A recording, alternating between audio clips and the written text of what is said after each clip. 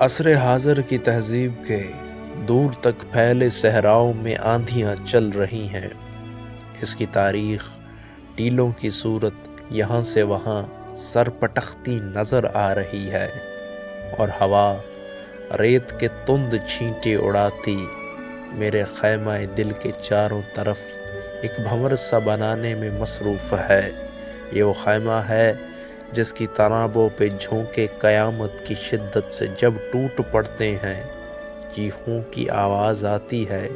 جیسے بہت سے فرشتے فلک سے اترتے ہوئے رو رہے ہیں، مگر میری نظریں